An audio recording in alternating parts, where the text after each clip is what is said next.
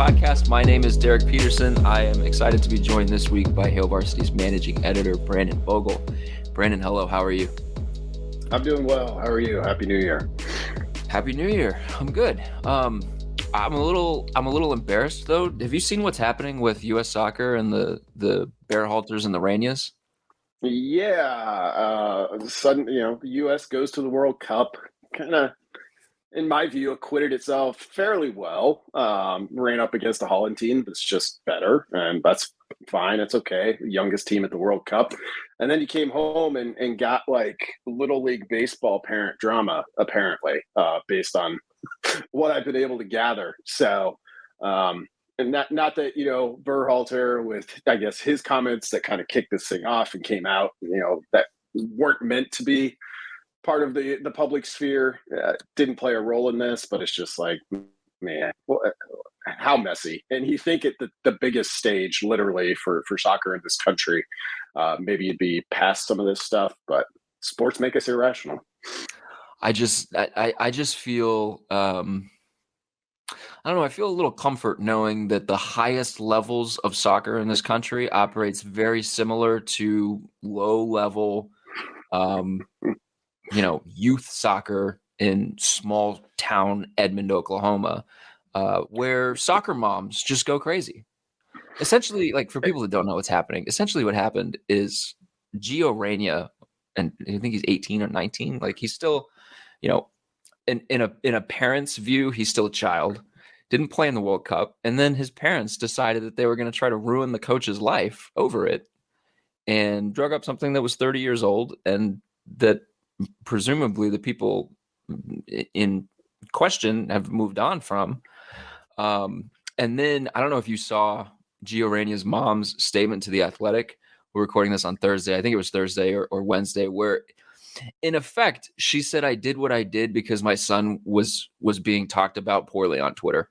Like mean tweets were tweeted about Gio Reyna. And so his mom was like, I am going to tell people about this domestic assault situation that occurred in 1991.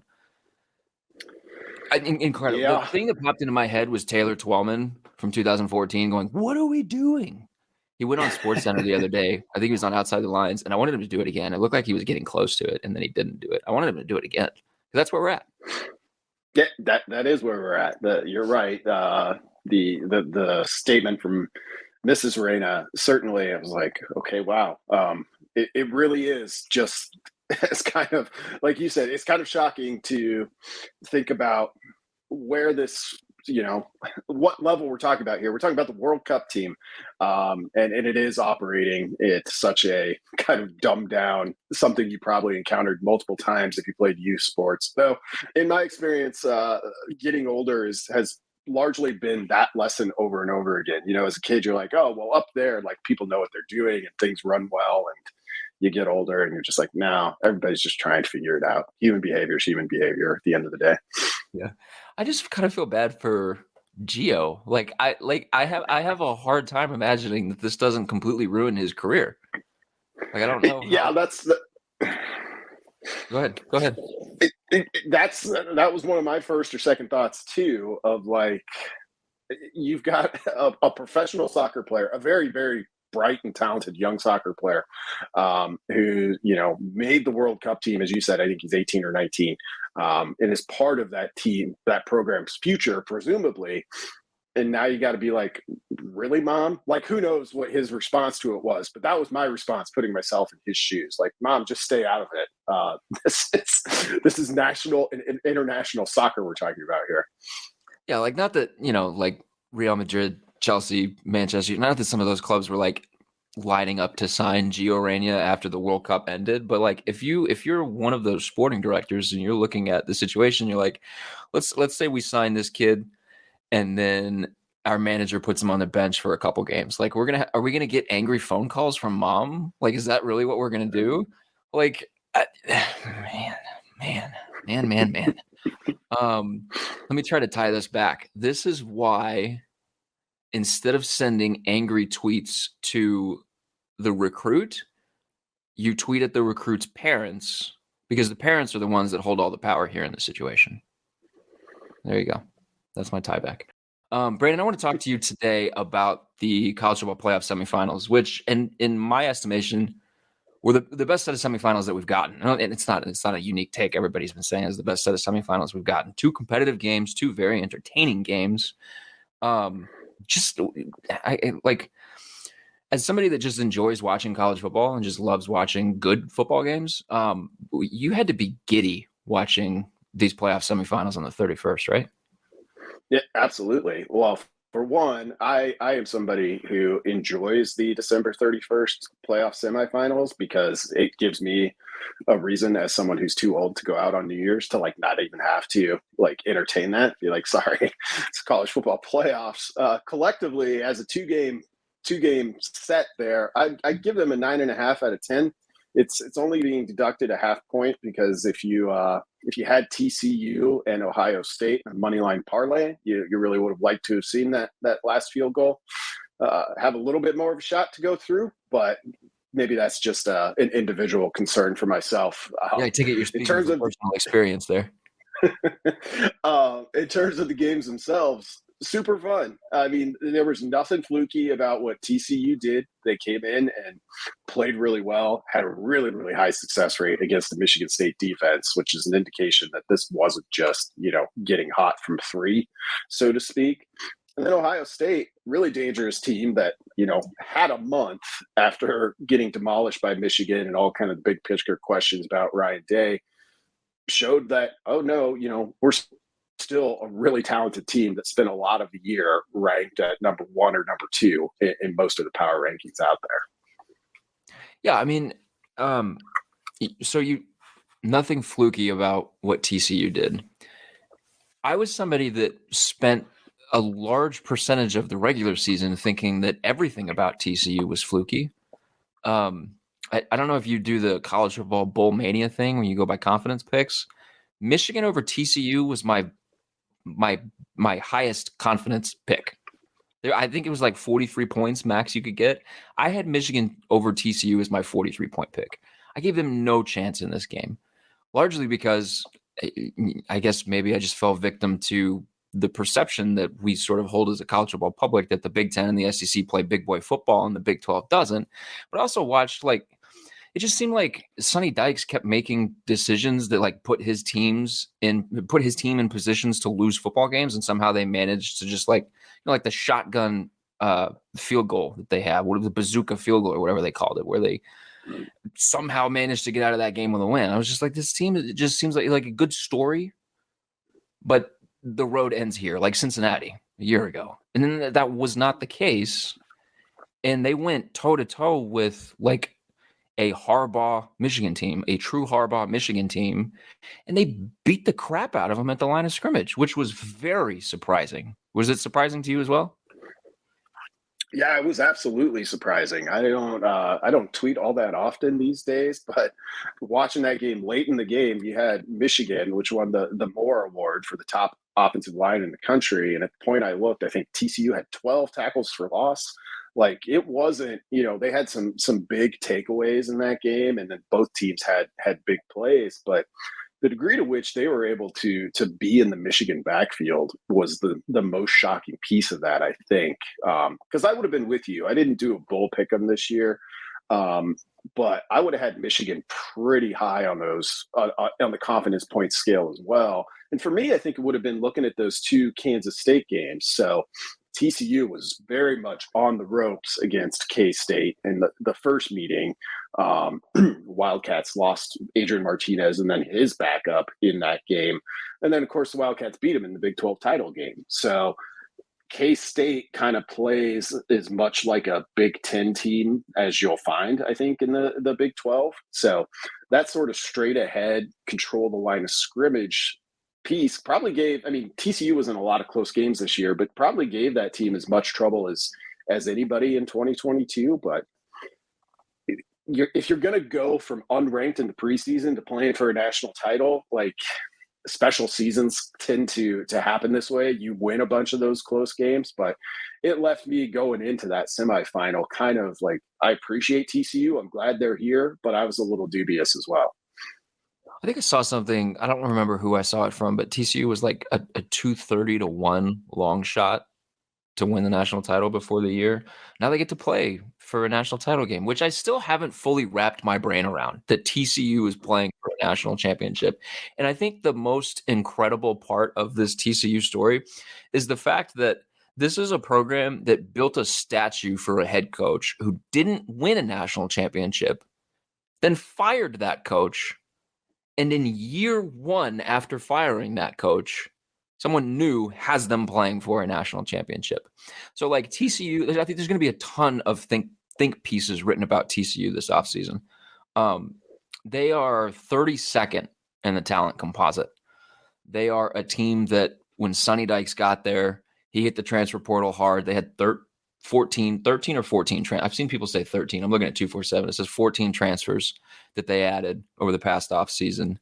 Like, everybody talked about this with USC. Like, can you build a roster around the transfer portal? Well, TCU did it to a lesser degree, but instead of getting like huge names, TCU got a bunch of guys that fit the way Sonny Dykes wanted to play and that fit what they needed. And he's really gotten the most out of them. So I guess my question for you is, we just, and you're seeing it a little bit now where people just say Georgia's the national champion. The assumption is that Georgia's going to win the national championship game. We just kind of assume in this sport that there's the 1% and they're untouchable. There's the Georgia, Ohio State, Alabama, Clemson, the teams that are just recruiting elite 5-star players every single year, stacking classes on classes. And those teams are going to win the national championship, and there are going to be good stories, but they're going to ultimately end in disappointment because, one of the halves of the sport is going to win the national championship. TCU has a legitimate shot to win this football game. So when you look at them, do you think they're going to sort of change the way that we evaluate contenders, change the way that we evaluate roster building, or at the very least, like change the way that we, I guess, interpret recruiting rankings or change the way we view recruiting rankings? Yeah, I'd be surprised if there's a major change to what we think about recruiting rankings, maybe more so on the portal side, though. I think you outlined it well. Like TCU went into the portal, I think particularly on defense, if I'm remembering correctly, but Max Duggan was there. He wasn't even starter at the start of the season. Quentin Johnston has been there. And he looks like one of the best receivers in the country right now. So a lot of what they had on offense, and they did get a couple of key parts on the offensive line too, but really this is a good chunk of this team was there last year through kind of a tumultuous year that ended up Gary Patterson leaving. So they stand out on a number of fronts. If it had been USC and USC was one game away from being there instead of Ohio State, TCU still would have been in, I believe. That would have been floodgates open, because that was the big kind of poster child for a total roster overhaul. And I mean, with Caleb Williams winning the Heisman, like you couldn't miss the additions at USC. TCU is a little bit easier to miss, and I think it comes at an interesting time, maybe paired with Cincinnati, which Cincinnati making it last year, which has more to do with has everything to do with the regular season and not what they did in the playoff. But as the playoff gets set to expand, TCU might be the last team one of the last teams where we have this opportunity for a team to come from nowhere, from unranked in the preseason, because now somebody like TCU would be safely in a 12-team playoff. K-State would be there as well as the conference champion. So it might be marking the end of an era. And in terms of that Cinderella type story, and it's not one we've seen very often. So it's exciting on that front. So TCU lost to Kansas State in the Big 12 title game. Ohio State did not play for the Big 10 title, but we were a field goal away from having those two teams meeting each other for the national championship. So there's an argument to be made that conference championships shouldn't mean a whole lot, because Ohio State went toe-to-toe with Georgia. And, we can talk about, I was listening to somebody talk about how the questions that they had with the Buckeyes stemmed from they spent basically an entire year saying we want to beat Michigan, we want to get back to beat Michigan, and then just completely face planted in that game. But then they go and they play Georgia, who most people believe to be the best football team in the country right now. And they went toe to toe with them. So there's an argument to be made that conference championships maybe just muddy the water, and that particularly if we're expanding the college football playoff and looking for games to sort of lop off the schedule so that we can keep things a little bit more manageable for student athletes, maybe we just get rid of conference championship games. However, the flip side to that is what you brought up with USC. USC had we not had a conference championship game in the Pac-12, USC doesn't lose to Utah, USC's in the college football playoff. I don't know if they would have stayed at 4 and TCU stayed at 3, or maybe they jumped to 3 and TCU's 4. But just watching that USC team over the last couple of weeks of the regular season and then complete collapse against Tulane in the bowl game, like we would not have gotten a good semifinal game with USC in it. It would have been just another classic Lincoln Riley defense gets mauled game. So like there's an argument for conference championship games. That game saved us from having to deal with what could have been a pretty boring playoff game. As we move into sort of the next stage of the college football playoff, do you think there should be a discussion about just getting rid of conference championship games? Not yet. I think it's those games are too valuable to TV and thus then too valuable to the conferences and every team in them for them to just go away. Though it's going to get interesting when the Big Ten expands, the SEC expands. I think we all expect the Big Ten to go away from divisions. I'm not quite as sure what the SEC has planned. That makes things interesting because if you look at that from the Big Ten's perspective this year, if there are no divisions, if you did what the Pac-12 did, you just take the two best teams. Is it a Michigan-Ohio State rematch? I don't love that. Like, as much as I love those two programs, I don't love Michigan beating Ohio State for a second consecutive year and then having to do it one more time. And maybe Penn State slips in there, though probably not based on the fact that Ohio State was there when USC faltered to slide into the Final Four. So there's not a ton of good solutions. Not that I know off the top of my head at least, but I'd be surprised if those games go away. I could get behind just keeping the kind of top 6 conference champions in a 12-team format and that just being regular season champions. Like, I don't hate that. But I would be surprised if they get rid of those games just because they're really valuable on that last weekend of college football. Yeah, I didn't even think about it from like a TV inventory standpoint. Those feel probably pretty untouchable, especially like Big Ten with Fox. Maybe it's like a basketball situation where the regular season champion is awarded after week 12 or week 13 or whatever it is, after the 12th game. And then 2 teams go and play for a conference championship, but that game doesn't really have any bearing on what happens with the college football playoff. If you really wanted to get outside the box, if you're going to say the regular season champ is considered our conference's automatic qualifier candidate, got to be one of the 6 highest ranked, which if you're the Big Ten, the SEC is never going to be an issue. It would be interesting. Like, if you wanted to keep a game on that weekend, you could almost set up a kind of bracket buster. So what we take the Big Ten this year. What if Michigan beats Ohio State, wins the Big Ten regular season, and is done? Your conference championship game isn't a conference championship game. You're just trying to get another team in the playoff. So it's Ohio State, Penn State, or in a year where the West is better, the West champion maybe is your next best bet. Could be interesting if you wanted to be transparent and just scheme to get as many teams in the playoffs as you could. Is that good?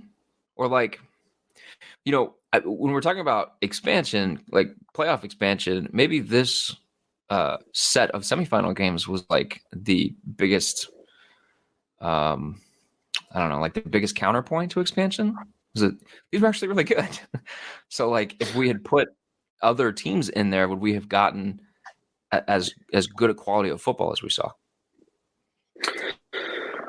That's a fair question. And I mean, in coming off the heels of kind of the two best semifinals, at least in tandem, maybe individually, like it does kind of call that into question because, you know, for the skepticism we've both expressed about TCU going into that semifinal, and also I think the credit that we have both have for TCU and what they've done, like for a team like that, is having to go through another round of playoff good for them? No, it's probably not. Does it bother Georgia? No, it probably doesn't do that either. So that's something that I don't think a lot of the focus, and I'm guilty of this for sure. I like a 12-team playoff because I'm like, let's get more teams in.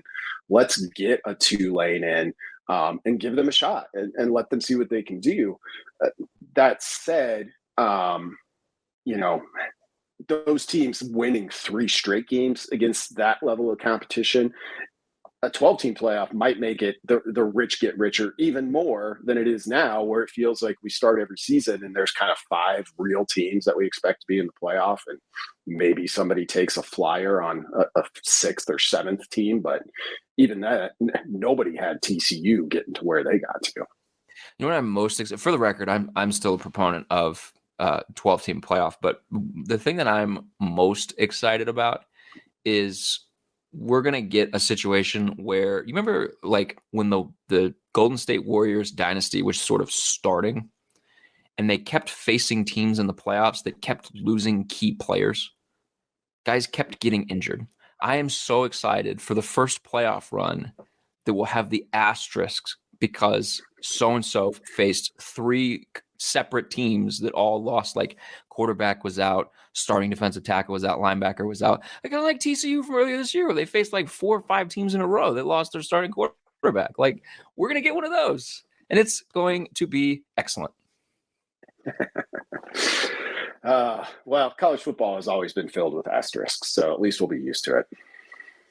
Did you see Bill Connelly went through recently? A complete side note: Bill Connelly went through recently, and he took like all of the split national championships over the last 30 or 40 years, whatever it was, and he awarded them.